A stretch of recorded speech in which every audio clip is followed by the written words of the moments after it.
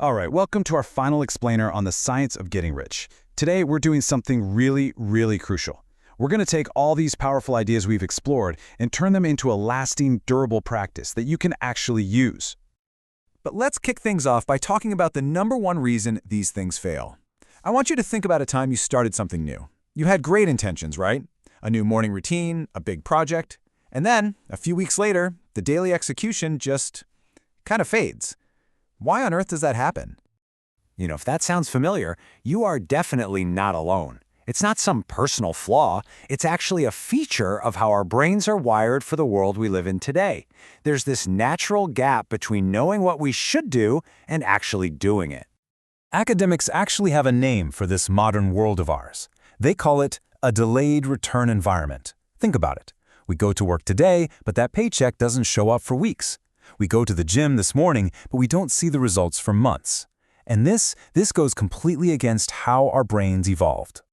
See, our brains are wired to look for immediate rewards. So to get past this, we don't need to just grit our teeth and force more willpower. That stuff is a finite resource. What we really need is a better system. A clear, simple practice that bridges that gap between what we do today and the vision we have for the future. So how do we build that system? Well, that's exactly what we're going to cover in our final session. First, we'll quickly recap the core engine, then we'll set up a weekly rhythm, learn how to guard our attention, and finally put it all together into a simple, practical system. Okay, first up, let's do a quick refresher on that core engine we've been building all season. This is the foundational loop of thinking and acting in what Wattles calls the certain way.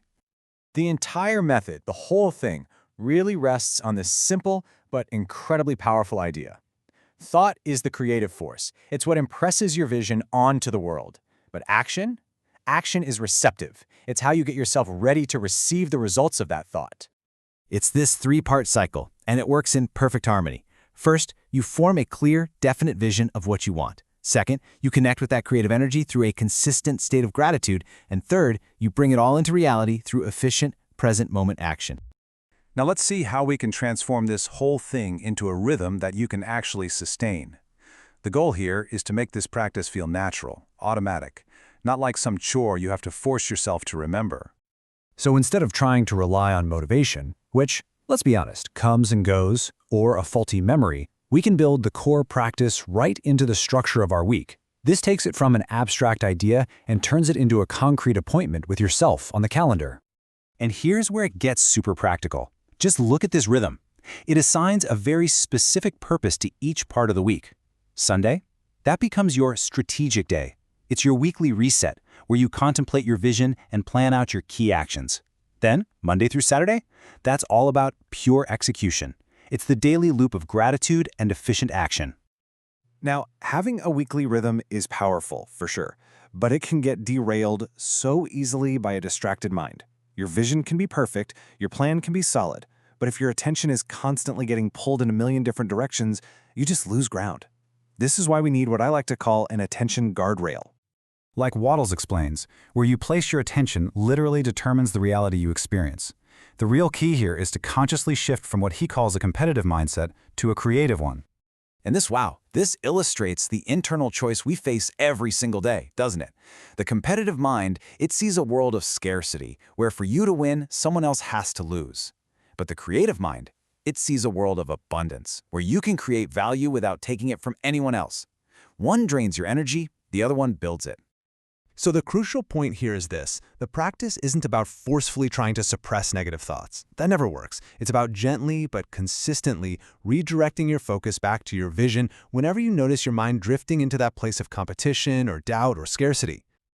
So let's put all these pieces together. Here is a concrete system you can start using this week, combining that weekly rhythm with the discipline of paying attention. And remember, this is not about adding more stuff to your to-do list, not at all. It's about bringing a whole new level of intention and efficiency to what you're already doing. Your weekly reset. Think of this as your strategic planning session. It's a quiet moment, maybe on a Sunday morning, to align your mind and your calendar with your deepest purpose. You reconnect with your vision, you feel that gratitude for it, and then you just lay out the most important actions for the week ahead. And then you have the daily loop. This is your in-the-moment practice. Each day you execute that plan. You start by briefly recalling your vision, you maintain that background feeling of gratitude, and then you just pour your full, undivided attention into each task at hand. And that phrase right there, that is so key. Wattles really emphasizes this isn't about overworking or rushing around. It's about efficiency. It's about making each separate action a success in and of itself, knowing that it's not the sheer number of things you do, but the quality and the presence you bring to each one that truly counts. And with that simple two-part system, we've officially moved from the theory of the book to a practical framework for actually living these ideas day in and day out. This right here is the key takeaway. Small, efficient, successful actions. When you repeat them consistently, they don't just add up, they compound. They build on each other to create significant and often really surprising results over time. Thank you so much for joining us this season as we've explored the durable principles inside the science of getting rich. It has been a real pleasure to build this framework with all of you. Our exploration of classic texts is going to continue next season, when we will turn our attention to the timeless wisdom of the Kybalion. Until then, the journey is yours.